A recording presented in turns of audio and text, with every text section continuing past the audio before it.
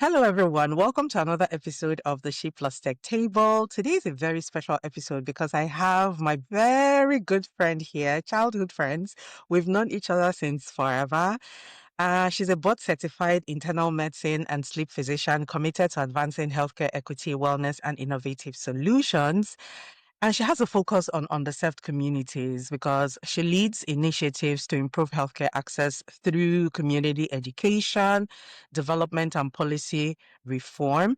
She has her medical degree from the University of Port Harcourt, Nigeria, and then pursued public health training at Johns Hopkins University, and later on completed her internal medicine residency at Columbia University and a sleep medicine fellowship at the University of Michigan. You can see why I'm so excited that this expert is here with us because, her career reflects a deep commitment to holistic patient-centered care, emphasizing very much on accountability and collaboration to optimize health outcomes for especially people in underprivileged communities.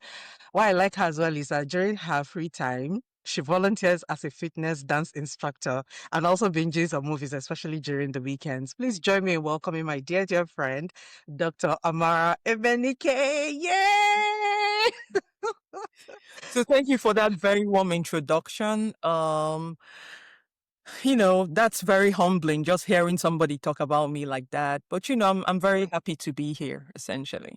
That's amazing because I mean, you've had such an impressive career in sleep medicine and you founded Sleep Coach MD, a virtual sleep practice that helps people improve their rest. What really inspired your passion for helping people understand and access better sleep? And how is technology even helping you with that? Let's start by saying I don't know about impressive career. Let's just stop at career, essentially. It's impressive. I think that nothing drives an issue home like having walked or experienced it. I mean, I understand the issue of sleep disorders because I've walked in those shoes. Several years ago, I suffered from shift work sleep disorder where I could not sleep when I needed to or stay awake when I needed to or be productive during the day. My health suffered as a result. But when I started doing some research, learning more about sleep, that work critical move kind of exposed me to sleep disorders. I got my sleep back on track. And, to be honest with you, it's been life changing since then. So having experienced that and the impact realigning or transforming my sleep has had on my overall health, I I kind of understand how people can feel something they're not even sure what they feel because that's what sleep disorders appear to be. You're not sure whether how you feel is how you're supposed to feel. So for that reason, you don't even know when to seek help. My mission is simple: to make expert sleep care available and accessible to everyone everywhere. And thanks to technology now, I'm able to reach people wherever they are in their homes, whether they have access to transportation or not. All of that has now become immaterial thanks to technology. So, we hope to spread the message of sleep all around the world and help people improve their sleep health. Yeah, okay, that's a good mission because I know that there are a lot of people that have sleep challenges. But for those who are not sure, as you said, some people might be suffering from these conditions and they don't even know. Can you sort of take us through some of the common sleep challenges that you've encountered in your multi-year career and so that people at least have the knowledge to know if it's something that they have and just to create some kind of awareness? Sure. So one thing I would say, sleep disorders are real because some people always think, oh, well, that's for them, not for me. Sleep disorders are real and they are very easily treatable. The symptoms are all around us. Like when you wake up, you don't feel rested. You wake up in the morning feeling drained, even after 7 to 9 hours of sleep. Something more could be going on. Loud snoring or gasping during sleep. That's usually reported by the bed partner. That can be indicative of a sleep disorder, most commonly sleep apnea, which is typically something that people don't even know they have. You have difficulties falling asleep or staying asleep, waking up earlier than desired, feeling sleep at dangerous times, like during driving. That's one of the more serious concerns or serious symptoms of sleep disorders, and even abnormal behaviors during sleep. So some of the sleep disorders that I commonly encounter, I mean, I talked about the symptoms. Some of the disorders I encounter would include sleep apnea, where your airway is intermittently collapsing while you're sleeping, as a result of which your brain doesn't get enough oxygen and can stay slow and rested. Then you have things like chronic insomnia. You have abnormal sleep related behaviors where people are kicking, punching, acting out their dreams, walking during sleep.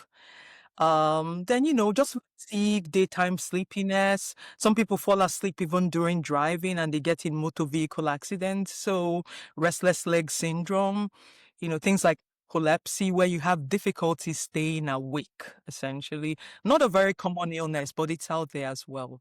And these are just the symptoms I encounter on a day-to-day basis. Wow, that's a lot. And I'm wondering whether there's some kind of technological intervention that happens during or as part of the treatment for these. So, I mean, I know that sleep medicine has evolved so much in recent years. So, what are some of the significant technological advances that you've seen in the field, and what's your perspective on how they're transforming patient care or everyday sleep health? Sleep disorders have come a very long way. I think in the past 5 to 10 years, there's been really rapidly advancing technology. Let's talk about the area of home sleep testing, how you make a diagnosis of sleep disorders. In the past, everyone had to go to the sleep lab and spend the night. Now, with these low cost devices, the access to diagnostic interventions have improved. People are able to do tests for sleep disorder from the comfort of their homes using these ultra sensitive, low cost devices. And this makes earlier diagnosis possible and creating more opportunity for early intervention, essentially. So the area of home sleep testing is one. Precision medicine is another one, where you're now trying to personalize interventions, because we know that everybody suffers differently and responds differently as well. The area of AI technology in making diagnostic interventions possible, like when we do polysomnographies, which are lab-based sleep studies, you use AI algorithms to score the stages of sleep and things like that. Then digital therapeutics, where we have access to interventions like cognitive behavioral therapy for insomnia, where treatment for insomnia can be delivered through acoustic brain waves, bands on your head that kind of stimulate some waves that help you sleep deeper. I mean, there's all sorts of things out there, but of course, with all these multiple technological advances, including the area of tracking, the question will be raised: how do I know what is real and what is hype, essentially? Okay. I mean, that's a very exhaustive list in terms of what is out there right now. And I know that for sleep medicine, it was said that men predominantly suffer most of the sleep challenges, but I know that many women experience unique sleep challenges tied to things like hormonal imbalances, stress, lifestyle, perimenopause, and things like that. Since you've mentioned how these devices work and which ones are available, how can technology and data-driven approaches help address these gender-specific issues that women have to deal with? Indeed, indeed. I mean, I think not unique to sleep. Women have to deal with things differently, I think, even present differently with different disorders. Mm. Like traditionally, people believed a woman couldn't snore because she's dainty, small framed, usually not overweight, that sleep disordered breathing was a disorder of the male gender. Now we know better. We know that women may snore, but not as loud as their husbands, and things like that. So I think with the way technology is evolving, we've come to recognize that women present differently and respond to things differently. So the therapy is more targeted. I think that's where precision medicine comes in, where there's all sorts of technologies now looking at um, how these parameters differ based on lifestyle, how they respond to hormonal changes, lifestyle, and stress. And this will help develop tools that can, are centered around how women respond in terms of even sleep data, heart rate variability, temperature changes, how that varies with the stages of a woman's cycle, whether Hmm. luteal phase, perimenopausal phase, and even postpartum phase. That way you can deliver more targeted therapy that can meet them where they are. So I think it's a fantastic field with so much potential, and I'm excited as what this can do in the area of women's health, to be honest. And then just you had mentioned at the end about when you were talking about the solutions, the technological solutions that are available, and all of those gadgets that we have, wearable technology, and all of that. Some of us wear smartwatches that tell us how long we've slept, and then we're fixated on them and all of that. So, how can we know what's a fad, what's true, what's a myth, what's true? What are some encouragement or advice you can give surrounding use of technology like these? So, the area of sleep technology, it's been explosive in the past few years. There's just a lot of potential there. So every single manufacturer is trying to come up with something. These devices are promising to decode at night. Some of them would even tell you, oh, this will guarantee, and under the mattress sensor will guarantee 8 hours of sleep. So we have to be smart about this technology and realize what is possible and what is not with those. I think the important thing is to treat wearable devices as guides. They are not the referee. They can help pinpoint your habits and give you potential areas for improvement. When you are looking at or kind of evaluating a device, you want to look at what does the science say? Was it validated against polysomnography, which is the gold standard for studying sleep?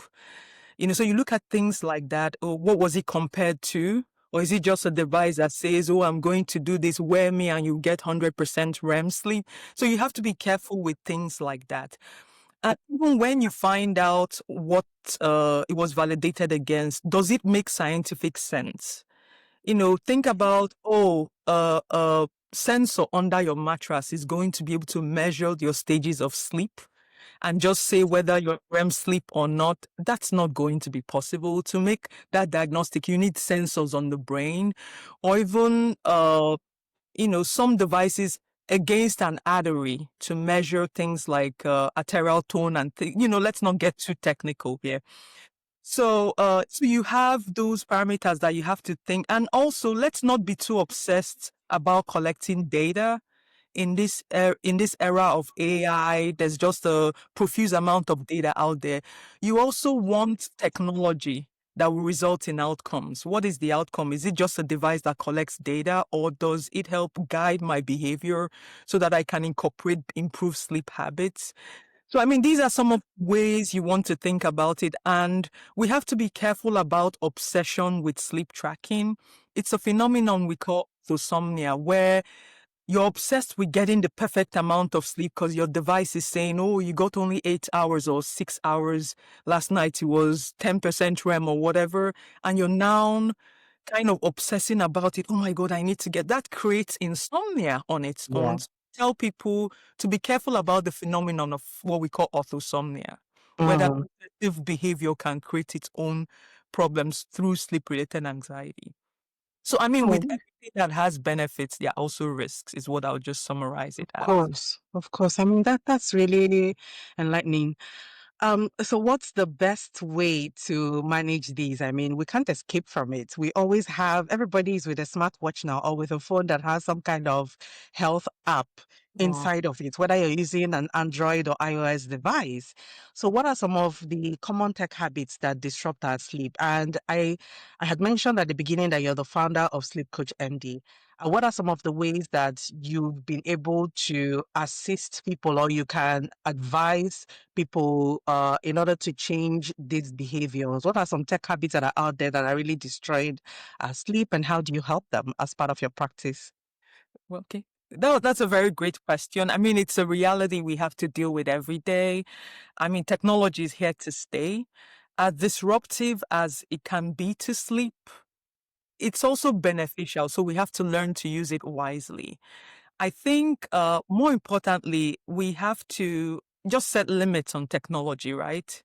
set limits. So let's say I usually talk about the digital sunset, kind of powering down your high intensity electronic devices about 60 to 90 minutes prior to bedtime. Because we know that light from these devices, blue light, can suppress melatonin release, and melatonin is the hormone that signals to your brain that it's time to fall asleep. Um, so we know that light from these devices can also shift your circadian system, which is your internal biologic clock. So we want to be careful about that. We want to also prevent all those endless scrolling at nighttime, because what you do is you put your brain in reward seeking mode and there's no end to it. And before you know it, it's like morning and you've scrolled all night. You also want to learn to put your phone in do not disturb mode, because some things, simple things like vibration, can actually cause micro arousals, which can be disruptive to your sleep. Some people say, "Oh, I'll have my phone in another room. That way, I'm not under pressure to check it." Because, some people check their phones obsessively. I don't know if they think they will get a message from the president or from God, something that cannot wait till morning. So you want to be careful about that. Then, things like some people use their phones, apps on their phones to help their sleep. So you want that.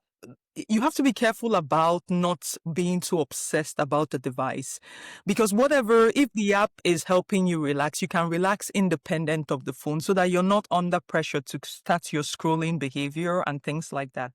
Then some people say stuff like, "Oh, I need a TV to fall asleep, etc. I need the light. I need it to distract me."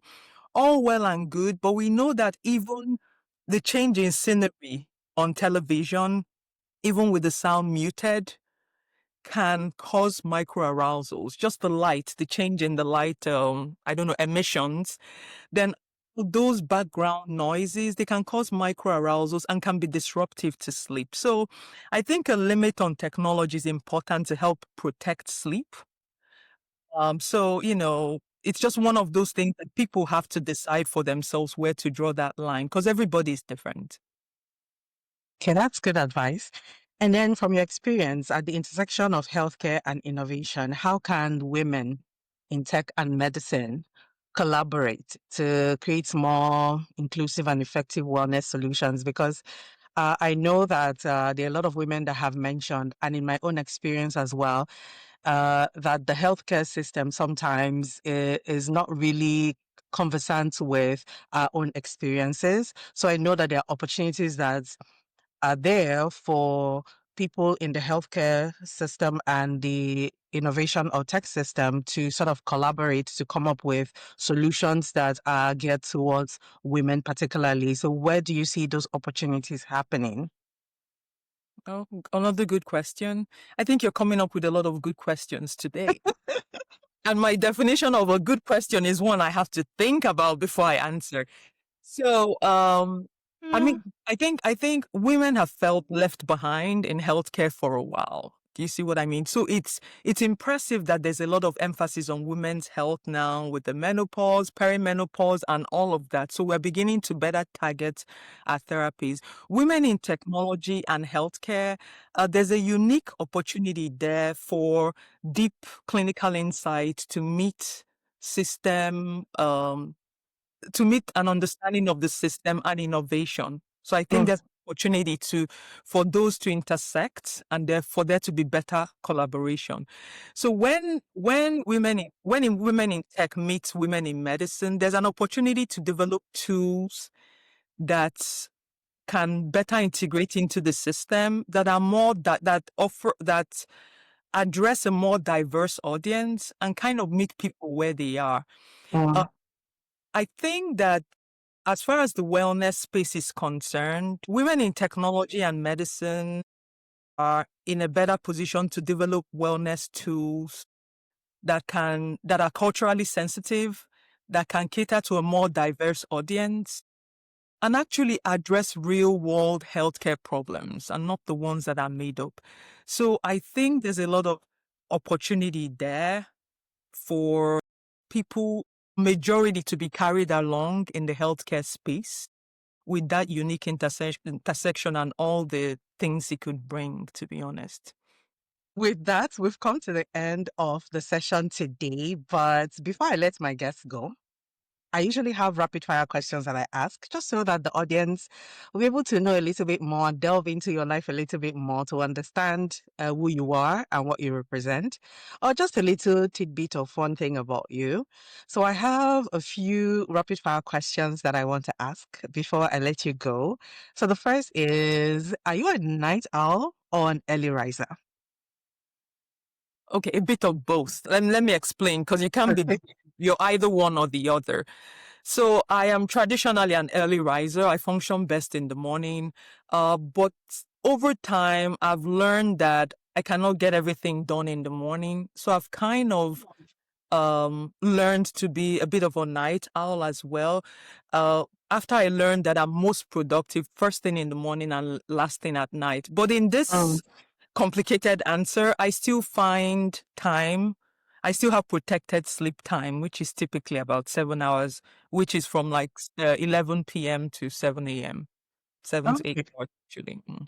Okay, that's amazing. And then what's one sleep myth you wish people would stop believing? Oh, I can't give you one, but I'll try to give you one. Okay. And get by on a few hours of sleep. Hmm.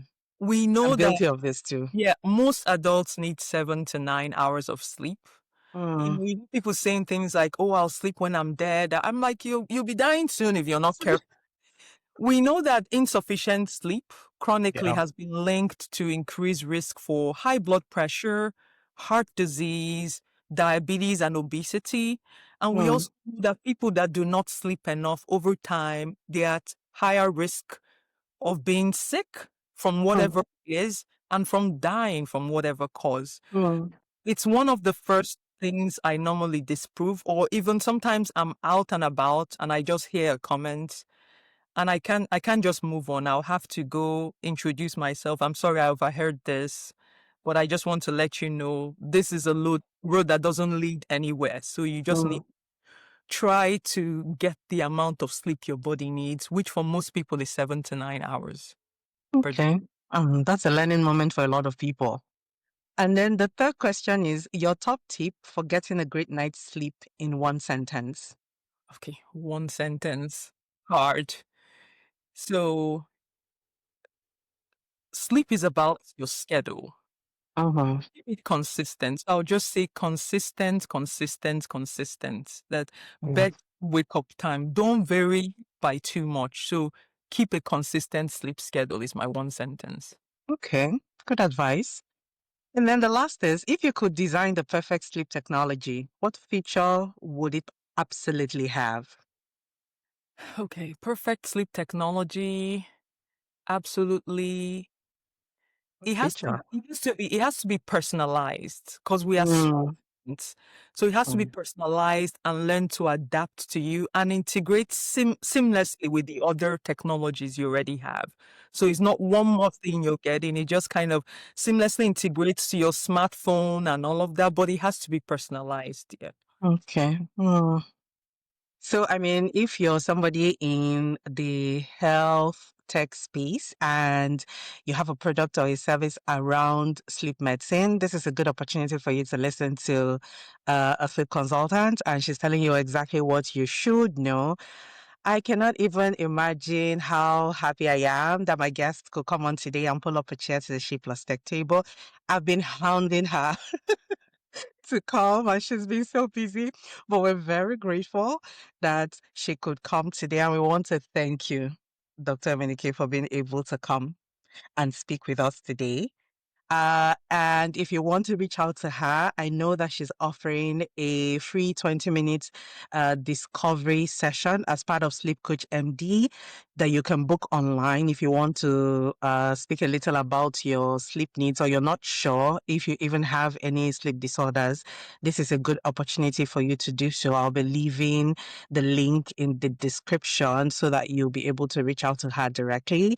Her business is, her practice is Sleep Coach MD, and she'll be able to answer all of your questions. So you can go ahead to book a consultation. Until next time, I want to wish all of you a very, very wonderful day and hope to see you on the next episode. Ciao for now. Thank you. Bye now. Bye.